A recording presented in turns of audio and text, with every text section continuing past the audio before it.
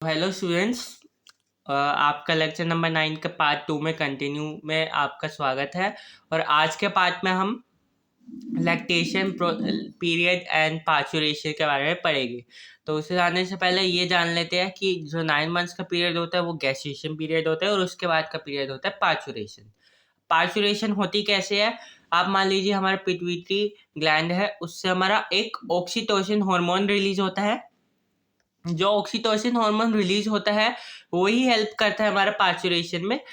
जो oxytocin hormone है वो मायोमेट्रियम से बाइंड करेगा यूट्रस की मिडिल मोस्ट लेयर से, उसके ऊपर उसके रिसेप्टर्स होते हैं, उससे बाइंड करेगा और बाइंड करके हमारा माइल्ड कॉन्ट्रैक्शन या लेबर पेन्स कोज करता है। और ये धीरे धीरे तेज होते जाती है क्योंकि ऑक्सीटोसिन धीरे धीरे ज़्यादा मात्रा में रिलीज होता है और हमारा उसके साथ अपने रिसेप्टर्स के साथ बाइंड करता है। अब इसके बाद फीटस इजेक्शन रिफ्लेक्स आता है एक टाइम पे, जिसपे जो हमारा फीटस है वो बाहर आ जाता है।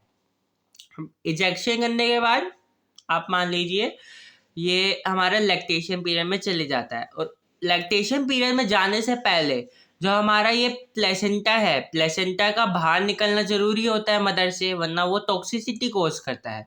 तो वो प्लेसेंटा बाहर साथ में फीटस के साथ में ही बाहर निकल जाता है।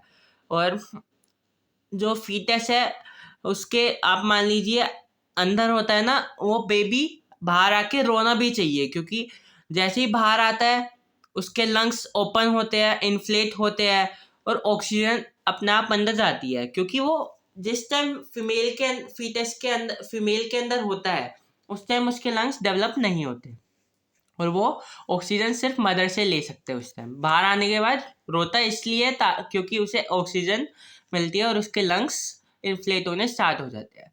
अब इसके बाद होता है लैक्टेशन पीरियड। लैक्टेशन पीरियड में सबसे पहली चीज जो लैक्टेशन होती है वो मदर के मिल्क के थ्रू होती है। प्रोलैक्टिन हार्मोन होता है जो कि जो मदर का मिल्क है वो रिलीज होना स्टार्ट होता है मैमरी ग्लैंड में, और रिलीज होके हमारा जो मिल्क है वो फीटस बेबी को पिलाती है मिल्क मदर। इसके बाद हमारा उसके अंदर, उसको हम कोलेस्ट्रम कहते हैं, उसके अंदर एंटीबॉडीज होती है और इसे डॉक्टर रिकमेंड करते हैं कि अक्सर हमें बच्चों को वो पीना चाहिए ताकि उनकी हेल्थ अच्छी रहे। तो आज का टॉपिक इसी के साथ हमारा ख़त्म होता है और आई होप आपको लेक्चर समझ आया होगा। तो आप लाइक शेयर सब्सक्राइब करते रहिए और इसे शेयर भी करते रहिए। तो बहुत बहुत धन्यवाद। बाकी नेक्स्ट शॉट में हम कवर करेंगे इम्पोर्टेंट क्वेश्चंस।